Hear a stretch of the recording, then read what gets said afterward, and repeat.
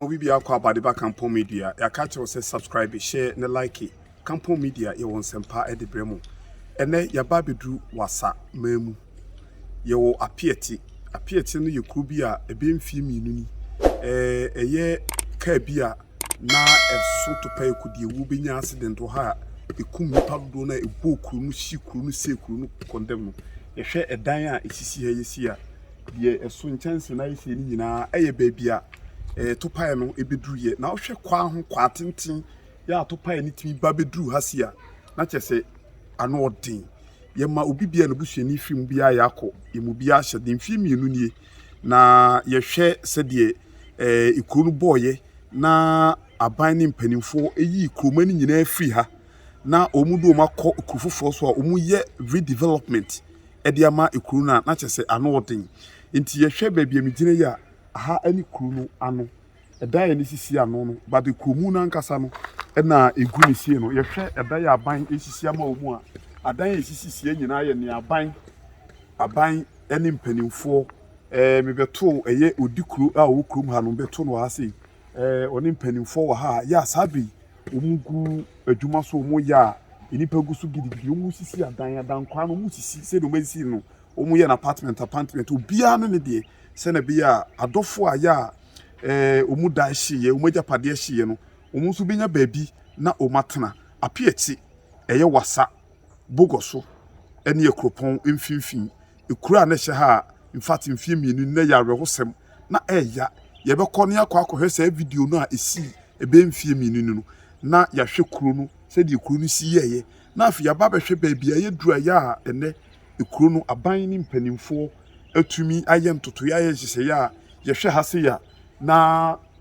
aban esisi adai ade ahodo ye hwe se obia benya ni isuo ne nkanea yeyi kwan na tototum kwan ne dededem ye hwe se de omusi ye adwuma no a oma ye redevelopment chese ano odin na ne di ka no ye bebo aban aba so na ya da aban ase se ya ne ye hwehwe ewo man mu aban akọ aban aba ye pese nka aban bi obeba bia de otiso de obeba ene ade no nka oyesei ema adofo ye ntwen ema nsem ni nsi ansana yakọ akọhwe kurumafo no ene bichie ebo Appiate eye wasa ekropon ani bogoso mfimfin no ene aban ba omu oba mu no ene nyame adom adan afoforo ena esisi na mum omu a omu ye hwire omu ne de ye nsa ntumi nka omu ye mum nyina hyeden ye mabusuan ni nyina ya akọ yeguso aye twa edan no ni kuroi mu ede akyerew na ya hwe se de sitie se na bi obi nso wo moa bi pese obeboa waba beboa ekroma no enche megidi se ekroma ni nyina ebeba ba betena adan ni mu because edan no most of them no are completed aka kwan ene so meyi akwan na tum ye na o magu so gates ahodo mu ye ye ni nyina o mo e gates ni bi o mu yi kwan de dantemuti mi gidi se enche abusua efiri kuremu ya brichie bo mu no o mbeba na o ma ba betena babia no mutie na ye bom pae se ebeye ntem se na ebeye a adofo so bitimi nya baby aba betena Campo Media subscribe share like it, na comment fa wano asembra fabra comment section ho na amenye hu sampa asemesi no so kai 2 years ni ya sheda ani yetu ka afiri kumase ayaba se ye ba be nhwehwemu ahwe se de Appiate ye kuro no brichie bom kuro nyina hye no ye behwe mpempensu adu ne ye baaye no menua esese obehwe bi esese oba ebehwe bi ye kuro no redevelopment akoso a ano odin ye to nsa afradofo ye bia no a ye beto nsa afriga na nyina se obia emra emehwe ne bia oba na mattress bi empa bi nkunya bi na ade be ma adofo a na odi ama adofo Campo Media ya ensem ekoso no ano odin eni enyan abamu mpanyimfo no se de na meka se plane nam soro no omu na aba bedu no omu aba se plane no alande na de tie ne se enhyehyeye ankoso yi MC so onya we na assembly members so onya we enti plane bedu yi ya obesi fom park na obesi so no schools na wo wasa ho no akropon na yi nyina elbow school league enti students no wo so ye omu bobo na plane de be answer obefo so alante e park no so ti ma obi adwane na plane mfama no tent o masi mpanimfo tete ase ne ade nyina no abɔ tent na koto baabi ama ne nyina edu sabria me gina ha me kasai na wohwɛ sɛ de enuane a ɛyɛ nua maanom yɛ maame ma no abeton wo school league na se emutuo ne abetia ne kyɛ sɛ play na sanwia afra nkrofo nkwan ne omu stew ne ade asɛne me ne nyina ama sense mpanimfo na si jesi a me kasai ye gina ha o masi na omu si ye no ye ne media fo e ba se e be fa no so mo bia video o ma de phone delete dia afa nyina na ne nyina ne se e boys nso o wa se e kopim se mpanimfo no betua nuane no ma se no ka no o mo mfro ka no nko Appiate ho enko inspect e dan na omu si no dabi o mo twem omu te se ya make say omu de aboa gu ka na se edwudo ka se na ka na ties se ne bia mpanimfo no ntimi nko ne nyina ne se oyu no kese e na asi inspection ya abamu mpanimfo e se omu ba inspect eye Appiate Redevelopment any mpanimfo ene edai omu ba be headman ba bi adru na ye hwa Appiate de netie na enadu say ya mpanimfo ministers ne MPs abamu mpanimfo na cyber on the plane twa koba omu ba be nia empempenso a edu ndi aha no ayarehwo na emom ababewie no abawie ni gie because ye hwe dan ya na ewo ha eni adan ya sabe aban no asan asiama eye kromafo a na wodi mi se ano odin ye bom pae se ebedu ho no omom nsa atwa omom na omom di dem no na nyame ebe mom boafo efi se ano odin aban mu mpanimfo na sabe omu ha no ano odin tie bom pae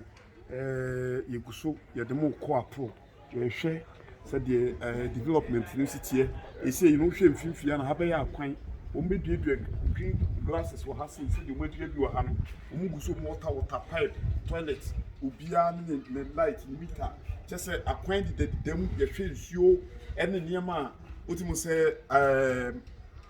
aban no wobon homodin enunti yeguso aye twempanimfo no say da bi omu ba ye behwe omu so ano asemu a omu de ba ne nam yim no ye Ghana mpanimfo a aban yi omu hwe Appiate kromo yi redevelopment wo ho enti ye ko ye san de mako na ye kwa akohwe ni a ewo ekwa no ni a eko sabre ye hwe a ekwan ni mu baby a accident ni siye no baby am gire ya na hya ase efiri ano ha etu amana no koi ekuro ni tu amana no ebia se three posts ekoi fompa eno pa ho a ekoi tiri ene bowura ekuro ni ye we kuro no so bowura mu no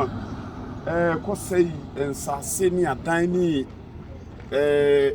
ehwiri nipa nkwa ene ade a na chese ano odin bichi we die yesi bichi tabo na bichi we die ano odin sabe kampo media yeguso Appiate ekwan ni mfimfi na car be to ye na amna ni twie no ho ne yaye no foforo ha fi aye amuma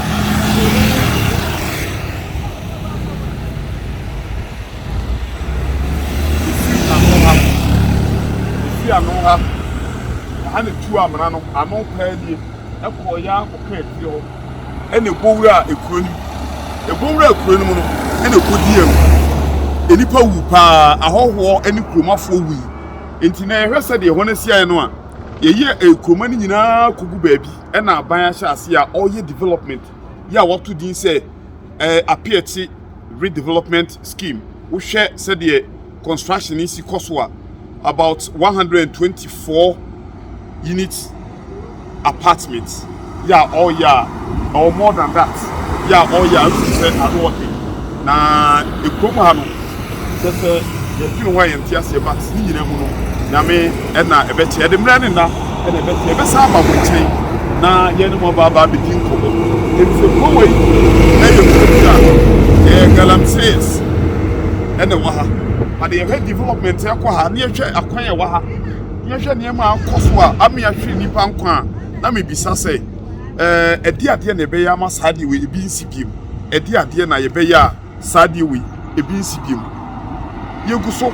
ye resa bra aban ene ne payfo boba na o ma be kire ne ayeye no ye be san aba mo nche ye na masi